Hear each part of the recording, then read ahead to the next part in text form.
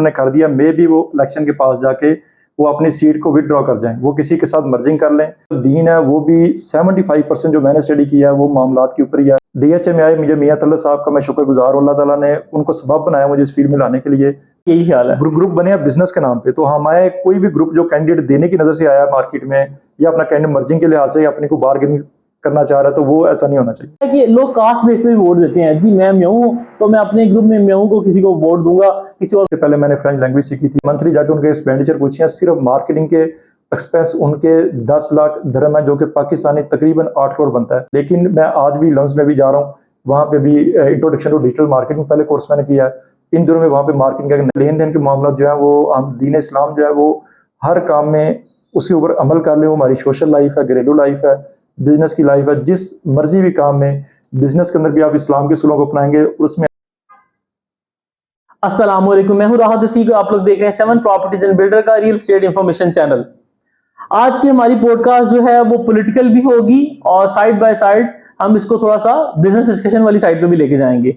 ऐसा इसलिए बिकॉज जो आज हमारे मेहमान हैं उस्मान भाई, ये पॉलिटिकल बंदे नहीं है और ज्यादातर जो है पॉलिटिकल डिस्कशन में पार्टिसिपेट भी नहीं करते और सो इनसे बिजनेस के सवालात करेंगे। लेकिन स्टार्टिंग में थोड़ा सा पॉलिटिक्स को डिस्कस इसलिए करेंगे सो दैट जो है क्लैरिटी आ सके उन लोगों के लिए जो वोट देने जा रहे हैं इस अपकमिंग इलेक्शंस में। तो उनके बारे में उस्मान भाई से पूछेंगे कि उस्मान भाई क्या चाहते हैं, इनके बारे में सोचते हैं। वेल स्टार्ट करते हैं उस्मान भाई से। उस्मान भाई अपना थोड़ा सा इंट्रो दे दीजिएगा। जी, मेरा नाम उस्मान मान है, मान स्टेट है मेरी, डीएचए फेज 6 में। मैंने 10 साल हो गया मुझे इस फील्ड के अंदर और अपना ऑफिस रन किया मुझे तकरीबन 6 साल हो गए। माशाल्लाह जबरदस्त हो गया। उस्मान भाई थैंक यू सो मच आप आए। उस्मान भाई आज आपको बुलाने का मकसद ये था कि फर्स्ट ऑफ ऑल मैंने एक कंपेन स्टार्ट की थी, उसमें मैं चाह रहा था कि जितने भी प्रेसिडेंशियल कैंडिडेट्स हैं उनका जो है एक इंटरव्यू लिया जाए और उनका कंपैरिजन लोगों के सामने दिया जाए one by one, so that लोग देख सकें कि इनमें से कौन जो है वो बेटर है जिसको वोट दिया जाए और कम्युनिटी की फलाह के लिए काम करे और अननेसेसरी कंपटीशन खत्म किया जाए। लोगों के माइंड में भी जो है वो कंफ्यूजन थी, तो इसलिए इस पे काम करना चाह रहा था। लेकिन वो चीजें जो है थोड़ी चेंज हो गई। कुछ लोग जो है वो डर रहे थे या कह लें हेजिटेट कर रहे थे या बिजी थे, तो इसमें नहीं आना चाह रहे। हम उस डिबेट वाली साइड पे नहीं जाएंगे या उस पर बात नहीं करेंगे। सो अब प्लान थोड़ा चेंज कर दिया मैंने। अब मैंने ये सोचा है कि एज ए वोटर लोगों को बुलाया जाए और उनसे राय ली जाए कि वो कम्युनिटी में इस अपकमिंग इलेक्शन को किस तरह से देख रहे हैं और साथ में किसी को वोट देने से पहले आप क्या चीजें देखते हैं। फर्स्ट सबसे पहले आपको बुलाने का मकसद ये था कि आप मार्केट में 100% न्यूट्रल बंदे हैं, किसी पॉलिटिकल में किसी फेवर नहीं लेते। सो आप जो बात बताएंगे 100% एक्यूरेट होगी न्यूट्रल रहते हुए। तो थोड़ा सा इस पर रोशनी डालिएगा। पहली बार राज भाई आपने किया कि कुछ कैंडिडेट्स जो प्रेसिडेंशियल कैंडिडेट हैं कुछ ने आके आपको इंटरव्यू दे दिया, कुछ थोड़ा हेजिटेट कर रहे हैं। उस पर तो मैं थोड़ी सी जो मैं इसको थोड़ा पॉजिटिव सेंस में इस सेंस में लूंगा कि अभी इलेक्शन लास्ट इलेक्शन में भी जोड़ तोड़ काफी होते। कुछ प्रेसिडेंशियल जो कैंडिडेट है इसको अपने आपको अनाउंस उन्होंने कर दिया, मे भी वो इलेक्शन के पास जाके वो अपनी सीट को विदड्रॉ कर जाएं, वो किसी के साथ मर्जिंग कर लें। तो मे भी जो प्रेसिडेंशियल कैंडिडेट अभी तक आपके पास नहीं आया, मेरी अपनी जाती राय है, उनमें से मे भी किसी का कोई प्लान चेंज हो रहा हो कि वो अगर प्रेसिडेंट का इलेक्शन में आपने जो डॉक्यूमेंट्स है वो सबमिट करवाए या ना करवाए या किसी के साथ मर्जिंग कर ले। दूसरा पॉइंट आपने मेरे भाई आपने ये बताया था कि इसकी जो एज अ वोटर जो हमें क्या देखना चाहिए प्रेसिडेंशियल कैंडिडेट के लिए, तो उसमें तो मैं अपने ऑडियंस से या जितने भी हमारे डीएचए के हैं, सबसे पहले है हमारा बिजनेस, हमारा कारोबार है। डीएचए के अंदर जितने भी पॉलिटिकल ग्रुप बने हैं ये बिजनेस के नाम पे बने हैं। बाद में वो किसी की विश थी कि वो सियासी हो गया, तो हमें सियासत से हटके हमारा जो पहला टारगेट है वो बिजनेस होना चाहिए। सिमिलरली जो हमारे प्रेसिडेंशियल के कैंडिडेट हैं, अगर हम उनको सबसे पहले उनकी जो क्वालिटी देखनी चाहिए तो उनका बिजनेस का लेवल देखना चाहिए कि उनके अपना जो ऑफिस सेटअप है वो किस तरह का है और वो अपने बिजनेस जो डील्स उनकी हैं वो कितनी हो रही हैं उनकी, और वो जो उनके पास टीम है वो किस तरह की टीम है और वो उसको किस तरह के संभाल पा रहे हैं। उनको इस जो आप कल मार्केट काफी स्लो चल रही है इस स्लंप के अंदर वो कितनी हद तक कामयाब है, और अपनी टीम को ये नहीं कि एक बंदा अपनी डील्स कर रहा है और आप उसके साथ जो ऑफिस की टीम्स है उनकी डील्स नहीं हो रही, तो वो भी मेरे ख्याल से उसकी मैनेजमेंट की कमी है। अपनी भी डील्स करना और साथ उसके साथ जो जुड़ी टीम है उसको भी लेके वो अगर बड़े अच्छे अंदाज से इस मार्केट में कामयाब है, तो ये सबसे पहला पॉइंट। मैं अपनी बात बता रहा हूँ, मे भी कुछ लोग जो है वो इसको एग्री ना करें इस चीज़ से, लेकिन मेरा ये ज़ाती पॉइंट होगा कि सबसे पहले उसका अपना बिजनेस का लेवल देखना चाहिए और उसकी कारोबारी स्किल्स देखनी चाहिए। दूसरे नंबर पे इंटेग्रिटी है, उसके जो लेन देन के मामलात हैं वो मेन काउंटर करता है।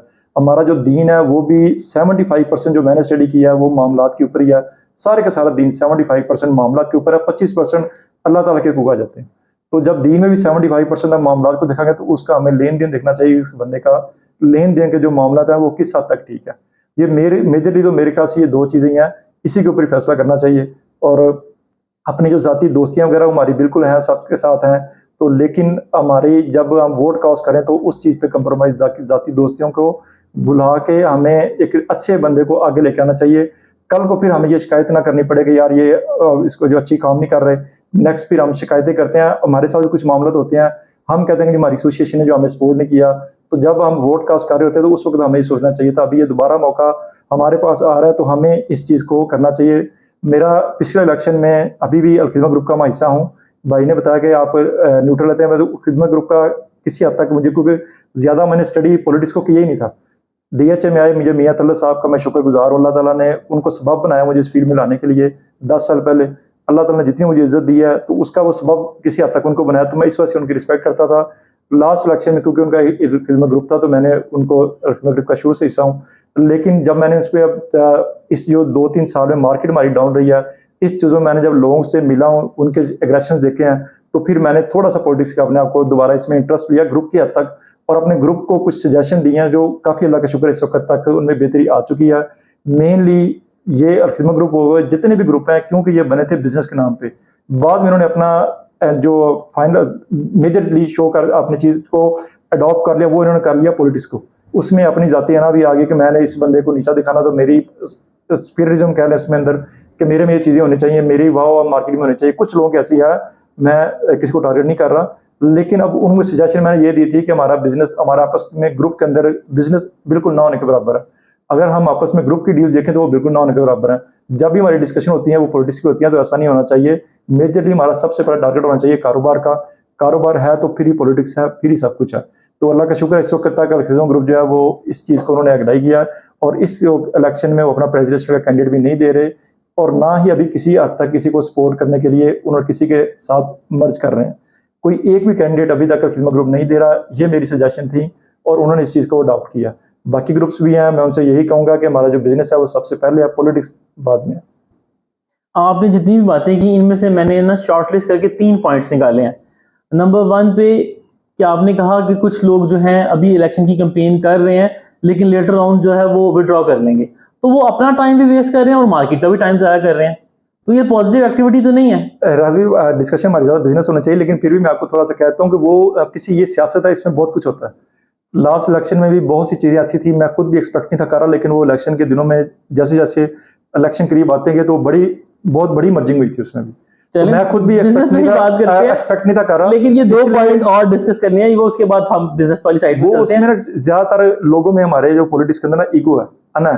तो वो फ़र्ज़ करें एक बंदा पॉलिटिक्स से नहीं भी आया तो उसकी किसी वजह से कोई अना-बानी किसी ने उसको ताना मार दिया कि यार तुम क्या इस तरह, तो वो कहेगा मैं इसको अब दिखाने के लिए जो है मैं इलेक्शन में आऊँगा। तो कुछ लोग अना की बेस पे आते हैं, कुछ लोग शो की वजह से आते हैं। तो हमारा जो वोटर है ये उसको सोचना चाहिए, कोई कर रहा है, उसका इंडिविजुअल राइट है कि वो पॉलिटिक्स में आए, ना आए, लेकिन जो हमारा वोटर है, वो अपना टाइम हमारे वेस्ट जो ना करे, एसोसिएशन का केयरफुल। मेंबर है, वो इन चीज़ों को देख के और फिर अपना वोट कास्ट करे। राइट। नंबर 2 पे ग्रुप्स बन गए हैं। हर बंदे ने ऑलमोस्ट जो है अपना ग्रुप बना लिया है, और पहले के 20-25 ग्रुप थे, अब तो बहुत ज़्यादा बन गए हैं। तो ये जो ग्रुप्स बनने के बाद कम्युनिटी डिवाइड नहीं होगी? कम्युनिटी बिल्कुल डिवाइड है, कम्युनिटी इससे पहले भी डिवाइड ही थी। तो असल में आजकल तो मार्केट डाउन होने की वजह से ज़ाहिर बात ज़रा फ्री टाइम ज़्यादा मिल जाता है, तो फ्री टाइम के अंदर जो लोग हैं वो फिर पॉलिटिक्स के अंदर ज़्यादा इन्वॉल्व हो चुके हैं। यानी कि वो सियासत कम और लेकिन अब कोई भी एन्जॉयमेंट ग्रुप ज़्यादा देख कर लें, रहे हैं। उस ग्रुप की जो बेस है वो उन्होंने बिज़नेस ही बनाई है कि हमारा जो ग्रुप है ये बिज़नेस ग्रुप होगा। बिज़नेस का नाम देके बाद में पॉलिटिक्स में ज़्यादा इन हो गए हैं, तो ये ऐसा नहीं होना चाहिए। हमारी जो प्रायोरिटी है वो बिज़नेस की होनी चाहिए।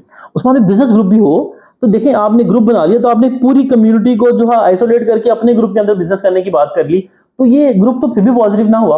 और ब्लैकमेलिंग भी करते हैं ना।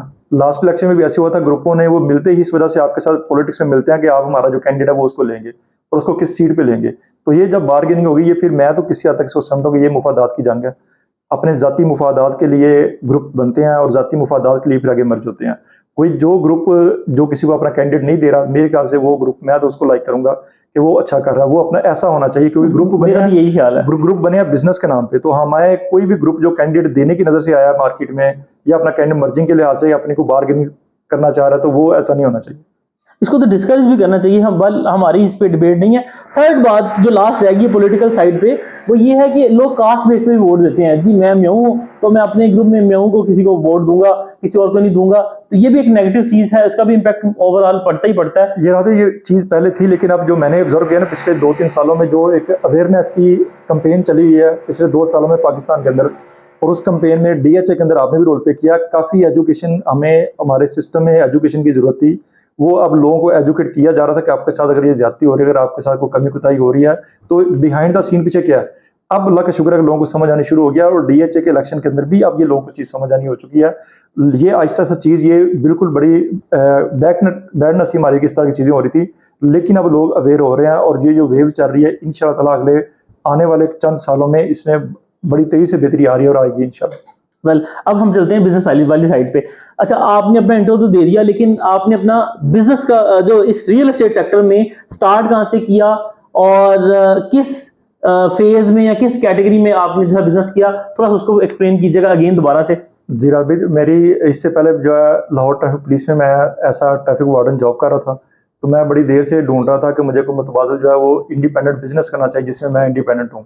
ओके पुलिस के निज़ाम के सबसे बड़ी वजह थी कि आप नाइंसाफ़ी देख के आपको आंखें बंद करनी पड़ती थी। तो मेरा ये ज़मीर मुझसे कहता कि तुम नाइंसाफ़ी देख के आंखें बंद कर रहे हो, तो तुम भी उस गलत चीज़ का हिस्सा हो। तो ये अल्लाह ताला से दुआ करता कि या अल्लाह मुझे ऐसा निज़ाम दे जिसमें मैं इंडिपेंडेंट हूँ, मेरे ऊपर कोई ज़बरदस्ती ना हो। तो अल्लाह का शुक्र है, इससे पहले मैंने फ्रेंच लैंग्वेज सीखी थी, नेटवर्किंग सीखी थी, कंप्यूटर की सीसीएनए, सीसीएनपी बाहर जाने के लिए, लेकिन वो काम नहीं बना। ये तीसरा ये स्टेप प्रॉपर्टी का था। तो अल्लाह का शुक्र, अल्लाह ताला ने इसमें बड़े शॉर्ट टाइम में अच्छी खासी तरक्की, मेरी उम्मीद से ज़्यादा अल्लाह ताला ने मुझे नवाजा है। तो इस शॉर्ट टाइम में जो मैंने अपना प्रॉपर्टी की फील्ड से गनी स्टेट के नाम से थी इधर फेज 6 में, तो नवाज गनी साहब है, मियाँ साहब के वसीले से अल्लाह ताला ने मुझे इस कैटेगरी में बड़ी शॉर्ट टाइम में अच्छा रिटर्न दे दिया। स्टार्ट में इन्होंने मुझे फेज 7 से शुरू किया था, लेकिन मैंने डीएचए लाहौर के मैथ्स को स्टडी किया, तो मुझे फेज 8 जो है वो अच्छा लगा। तो मैं फिर 2014 से स्टार्ट किया था, उससे लेकर आज तक मैं अपना दफ्तर 6 साल रन किए हो गए, लेकिन मैं अपना दफ्तर बनाने के बावजूद भी फेज 8 से अभी तक बाहर नहीं निकला, क्योंकि वो मेरी बेसिक है। और आज भी अल्लाह का शुक्र है, मेरी जो ट्रांजेक्शन ओवरऑल डीएचए फेज 8 की डीएचए लाहौर में जो ट्रांजेक्शन हो रही है उसमें एक बड़ा शेयर जो है वो मेरा भी। माशाल्लाह ज़बरदस्त हो गया। सो आज मुझे पता चला उस्मान भाई को फ्रेंच भी आती है।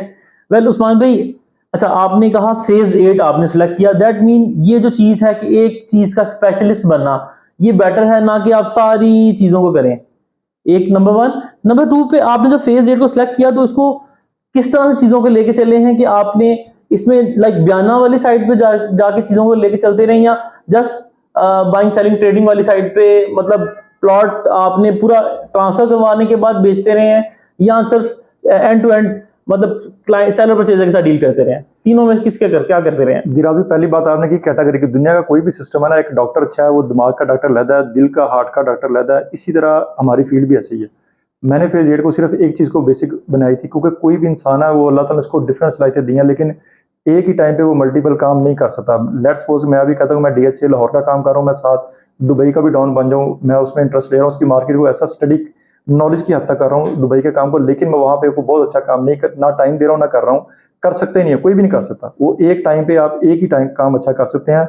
और जब आप एक फेज, खासतौर पे अगर डीएचए लाहौर की बात करेंगे, तो जब आप एक फेज चुन लेते हैं तो मार्केट में आपकी एक पहचान बन जाती है। जब आप ओवरऑल करते हैं, फर्ज करें अगर आप ओवरऑल डीएचए कर रहे हैं, तो मेरे पास कोई रिक्वायरमेंट लेट्स सपोज 9 पिज्म की मैं आपको कॉल नहीं करूंगा, 7 की मैं आपको कॉल नहीं करूंगा। जब मुझे पता होगा कि राहत भाई जो फेज 9 पिज्म के स्पेशलिस्ट हैं, तो मेरे पास कोई भी चीज़ सेलर आएगा मैं आपको कॉल करके बताऊंगा, परचेजर आएगा मैं फिर आपको बताऊंगा। तो ये बुनियाद होने की वजह आपकी कि आप एक चीज़ से पीछे नहीं हट रहे। रिक्वायरमेंट जो मेरे पास सेलर भी फेज 8 के अलावा आते हैं, दूसरे फेजेस के आते हैं, परचेजर भी आते हैं, लेकिन मैं उनके साथ इस वजह से फिर वो अपने दफ्तर की जो टीम है उनको रेफर कर देता हूँ। फेज 8 की चीज़ों को खुल देता हूँ, ताकि एक तो उनका भी साथ जो टीम है उनका भी काम होता रहता है, मेरा भी होता रहता है। और मेरी जो टाइम जो मैंने फेज 8 को देना था, जब मैं किसी और फेज पे अपनी भाई इंक्वायरी भी आई तो मैं उसके ऊपर परसू नहीं किया, वो अपनी टीम को रेफर किया। जब अगर मैं खुद परसू करूंगा तो जो मेरा टाइम फेज 8 वाला टाइम फिर शॉर्ट हो जाएगा, तो इसमें मेरी ग्रिप फिर लूज हो जाएगी। इसकी वजह से मैं अपने जो देखने वाले हमारे डीएचए कम्युनिटी है उनको ये सजेशन दूंगा, खासतौर पर जो नए आने वाले, आप अपनी एक बेस बना ले। आपकी रेंट की फील्ड है, आपकी होलसेल की फील्ड है, या प्लॉट्स की अगर मैं आना, तो आप एक फेज को, एक कैटेगरी को चुनो, फिर आप उसके अलावा सोचे भी ना, और उस काम में इस हद तक जाएं कि इस काम को डे बाय डे अपनी इंप्रूवमेंट लाएं कि मैं इसको कल आने वाले दिन में मैं इससे मजीद बेहतर कैसे कर सकता हूँ। तो मैंने जब ये स्टार्ट किया था, तो मेरी ये रूटीन थी कि मैं पहले 6 माह तो मैं जॉब के साथ साथ सेकंड टाइम आ रहा था, तो मैं डेली बेसिस पे सोचता था कि मैं अपने काम को बेहतर कैसे कर सकता हूँ। तो डीएचए की मार्केट को स्टडी किया, और इसके अलावा मैं देखने वालों को मजीद सजेशन ये दूंगा, एक अपनी बेस बनाने के बाद आप मार्केटिंग पे किसी सूरत भी कंप्रोमाइज़ ना करें। दुनिया का बड़े से बड़ा ब्रांड उठा लें, कोको कोला उठा लें, एप्पल उठा लें, पाकिस्तान में नेस्ले, ये भी वर्ल्ड लेवल का ब्रांड है, इसको उठा लें। आप हमेशा इनकी एडवर्टीजमेंट, रमज़ान का महीना हो, रूटीन मान चल रहे हो, इनकी नई से नई एडवर्टीजमेंट आती है। कोई भी दुनिया का ब्रांड है, वो जिस लम्हे अपनी एडवर्टीजमेंट कम करेगा, उसकी सेल उसी वक्त कम हो जाएगी। तो जब दुनिया का बड़े से बड़े ब्रांड भी है, इवन कि अगर हम प्रॉपर्टी की बात करें, तो दुबई के अंदर पाकिस्तानी ऐसे रियल एस्टेट एजेंट, जिनमें से H&S है, जो कि दुबई में इनका ऑफिस है, यान एंड टिसल है, इनका मैंने मंथली जाकर उनके एक्सपेंडिचर पूछे हैं। सिर्फ मार्केटिंग के एक्सपेंस उनके 10 लाख दिरहम है, जो कि पाकिस्तानी तकरीबन 8 करोड़ बनता है। एक महीने का सिर्फ मार्केटिंग का एक्सपेंस अगर एक एजेंसी का, रियल एस्टेट की एजेंसी का, पाकिस्तानी हिसाब से अगर 8 करोड़ है, तो आप सोचें कि उसका बिजनेस का लेवल, उसको इनकम आ रही है, तो इनकम पैसे आगे बिल्कुल लगा रहा है एक्सपेंस ना। कोई भी बड़ा रियल एस्टेट का ब्रांड है या किसी भी लेवल का ब्रांड है, मार्केटिंग पे कंप्रोमाइज नहीं करते वो।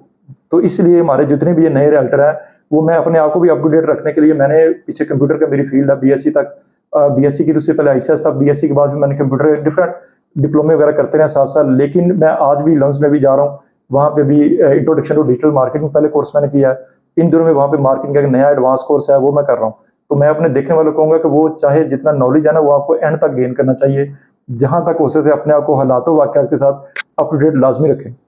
लम्स जाने से पहले मुझे बड़ा ये ख्याल था कि शायद डिजिटल मार्केटिंग जो है, इससे पहले मैंने आईटी टावर में भी डिजिटल मार्केटिंग का कोर्स किया था, लेकिन उसमें बहुत सी चीज़ें ऐसी थी, अभी जो साल 2 साल गुजरा है, लम्स में जाने से बाद मुझे बहुत सी ऐसी चीज़ें थी जो मुझे नहीं था पता, वो जाके मुझे फिर नहीं लगे। कभी अभी आजकल जो है वो आर्टिफिशियल इंटेलिजेंस आ गया, तो अब उसका कोर्स भी मैं करना चाह रहा हूँ। तो आपको वक्त के हालात के साथ साथ अपने आप को अपडेट रखने के लिए कोर्सेज जो इल्म है, वो हमें साथ साथ लाजमी गेन करना चाहिए। मार्केटिंग जो है उस पर कंप्रोमाइज़ बिल्कुल नहीं करना चाहिए। अगर आपके पास फ़र्ज़ करें अभी इनिशियली उसके एक्सपेंस नहीं है, तो अभी तो बड़े आसान है, ये काफ़ी टूल हैं जो फ्री हैं। फेसबुक है, इंस्टाग्राम है, आप अपने किसी दोस्त को या लेके या खुद अपनी वीडियो जो है उस पे लाज़मी अपनी करें, मार्केटिंग लाज़मी करें। इस पे ऊपर जितना हो सकता है फ़ोकस जो अपने, लेकिन मार्केटिंग के साथ-साथ आपको प्रोडक्ट नॉलेज भी होना चाहिए। अगर मार्केटिंग से आपको क्लाइंट तो आपके पास आ जाएगा, लेकिन अगर क्लाइंट आपके ऊपर टच करता है, जब उसे वो आपसे क्वेश्चन करके और आपका प्रोडक्ट का नॉलेज नहीं है, किसी फेज़ का, या डीएचए लाहौर की जनरल नॉलेज इन्फॉर्मेशन पूरे डीएचए लाहौर की रखें, लेकिन अपनी जो ग्रिप है वो सिर्फ एक चीज़ के ऊपर रखें। ताकि अगर वो क्वेश्चन क्लाइंट आपसे करता है कि 9 पिज़्ज़ा में क्या रेट है या फाइल का क्या रेट है, तो आपको ओवरऑल आइडिया ज़रूर होना चाहिए। बाकी अपनी जो बुनियाद है वो एक ही बना दें, और मार्केटिंग उसके बाद नेक्स्ट स्टेप आती है। प्रोडक्ट नॉलेज और मार्केटिंग, ये 2 चीज़ें हमारे काम में अच्छा किरदार अदा करती हैं, हमें हमारे बिज़नेस को ऊपर ले जाने के लिए। बाकी अपने लेन-देन के मामला जो है, वो हम दीन इस्लाम जो है वो हर काम में उसके ऊपर अमल कर लें। वो हमारी सोशल लाइफ़ है, घरेलू लाइफ़ है, बिज़नेस की लाइफ़ है, जिस मर्ज़ी भी काम में, बिज़नेस के अंदर भी आप इस्लाम के उसूलों को अपनाएँगे, उसमें अल्लाह ताला बरकत देता है। दूसरी क्वेश्चन आपने किया था कि आप जब आए थे तो आप बयाना करते थे, नहीं थे करते। बयाने के कंसेप्ट में ना, इस मामले में मैंने काफ़ी रिसर्च किया है। पहले मैं भी दो जब शुरू-शुरू में इनिशियली मैंने शुरू किया, तो मुझे इस चीज़ का आइडिया नहीं था। तो लाख 2 लाख दे दिया, टोकन दे लिया, प्लॉट का बयाना कर लिया। उसके बाद ये कुछ साल 2 साल ऐसे रूटीन चली है। 2014 में मैंने काम शुरू किया था, 2016 के अंदर जून तक मार्केट 2-3 महीने बड़ी तेज़ थी। तो उस महीनों में बयाने की जो मुझे बड़ा मज़ा आया। लाख रुपए देते थे, तो शाम तक उस प्लॉट का 5, 10, 15 लाख रुपए रेट बढ़ चुका होता था। तो उस चीज़ में जब ये, तो उसी दौरान ही जब वो मार्केट उसके बाद थोड़ी स्लो हुई, तो कुछ एक दोस्त है मेरे, उनका नाम मैं नहीं मेंशन करूँगा, उन्होंने मुझे, जब मेरे से कुछ दीन के मामले में स्टडी हो रहा था, तो उन्होंने कहा था, "तो आप बयान करते हो, ये बयान तो इस्लाम में जायज़ ही नहीं है।" तो फिर मुझे इस चीज़ में पहले नॉलेज नहीं था। मेरा भी सेम इंसान सीन है। वक़्त के साथ सीखता रहता है। फिर जब उसने मुझे बताया, तो मैंने इसको स्टडी करना शुरू किया। इसमें 2 उलमा इकराम की राय है।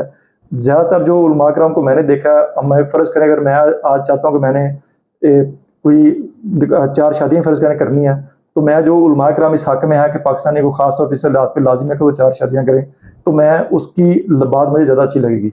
जो कोई इसके अगेंस्ट कर, अगर आपको इंसाफ़ का अगर हो तो फिर आप करें, या इसके वो सॉलिड पॉइंट बता रहा है, तो मुझे वो उलमा को मैं नहीं लाइक करूँगा। जो जिसको मैं लाइक कर रहा हूँ, उसकी बात को मैं ज़्यादा कोट करूँगा।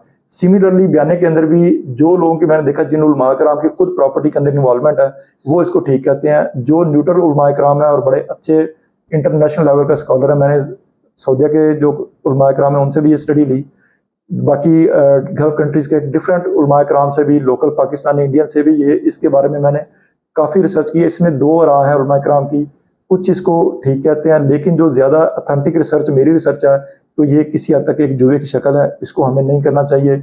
एक दूसरी सी शक्ल बयानी की आती है कि पीछे आपके पास पेमेंट पड़ी हुई है, और जो इस्लाम तो कहता है कि आप किसी भी चीज़ को अपने पास कब्ज़ा करने के बाद उसको फ़रोख्त पोजेशन में होना चाहिए। पोजेशन में होना चाहिए, अपने कब्जा में लेके उस चीज़ को फिर उसको आगे फ़रोख्त करें। तो Exactly. बयाना तो फिर यहाँ पे हमें नहीं करना चाहिए, लेकिन एक सूरत ऐसी बनती है, आप अपने क्लाइंट का बयाना करवा रहे हैं या आप अपना पर्सनल कर रहे हैं, तो पीछे बैकएंड पे आपको पेमेंट पड़ी होनी चाहिए।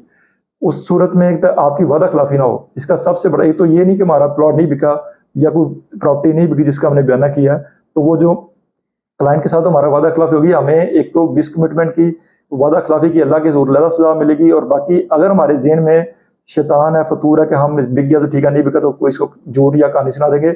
दोनों सूरतों में ये इसको नहीं होना चाहिए था, इस्लाम की रूह से भी और हमारे कारोबारी सेंस में भी। वेल हम भी करते रहे हैं, अभी भी जब तो पता उसके चला बाद तो फिर मैंने छोड़ दिया। अपनी अलग शुक्र करेक्शन कर ली, और फिर अब मैं अपने क्लाइंट्स जो इन्वेस्टर्स हैं, उनकी पेमेंट पीछे होती है तो उनके ही बयाना कराता हूँ। अपना ज़ाती बयाना मैं अपने पैसे दे के या इस सेंस से कि नहीं बिकेगा तो पीछे पेमेंट रख के कहते हैं, वैसे नहीं कर रहे।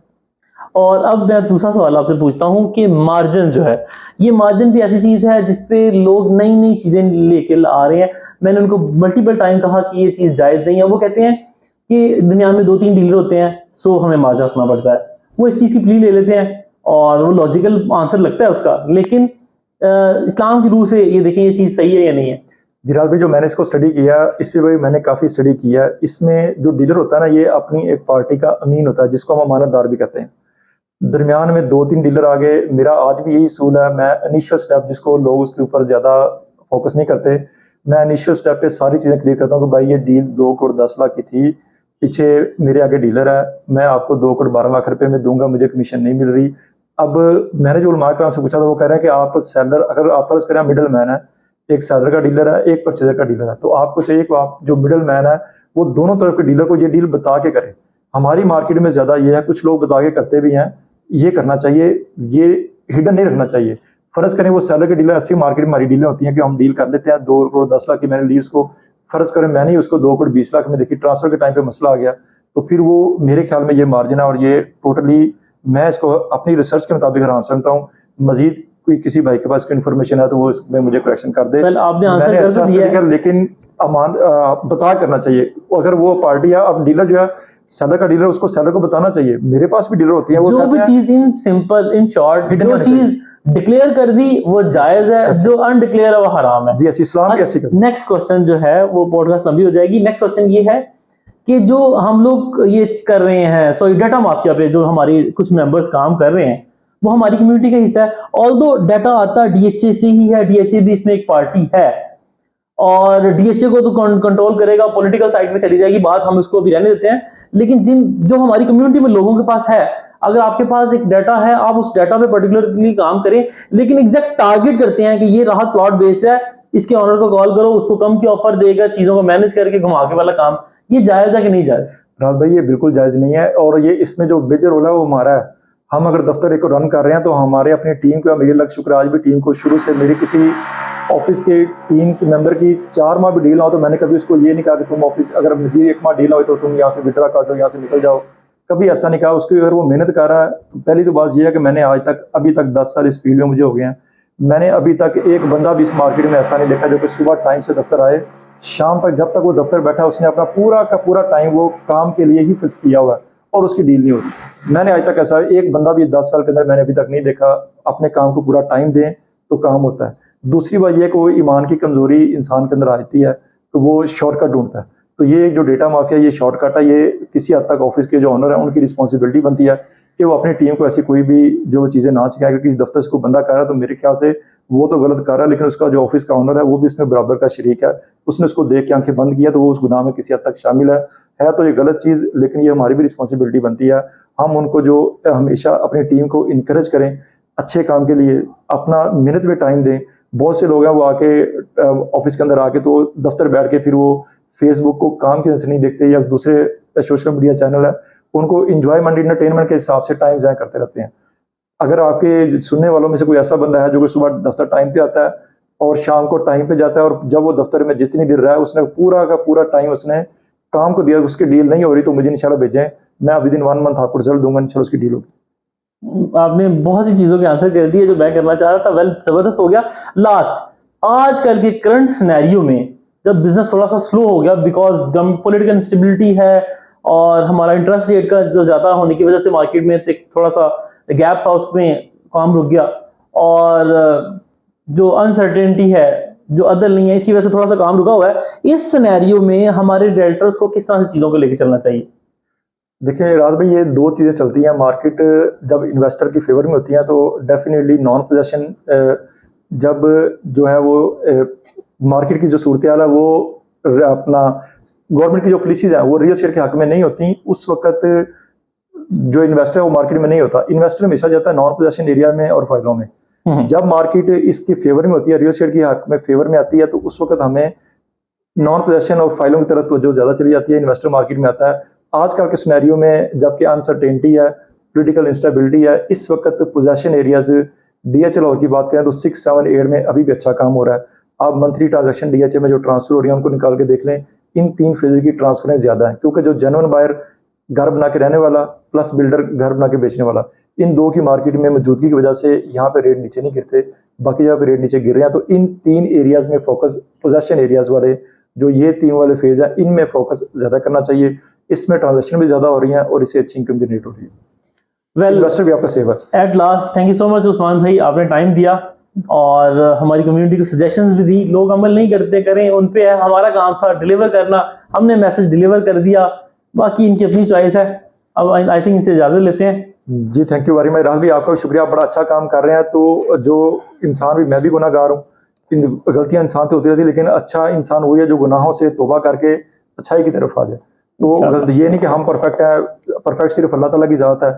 मैं भी गुनाहगार हूँ और हमें अपनी करेक्शन करनी चाहिए, अपना मुहासबा करना चाहिए। अल्लाह ताला मुझे भी, देखने वालों को भी, आपको भी, हम सबको दीन बाअमल मुसलमान बनाए, दीन पे अमल करने वाला बनाए, और अल्लाह ताला हमें दुनिया और आखिरत हमारी अच्छी करे। आमीन। जज़ाकल्लाह खैर। ओके।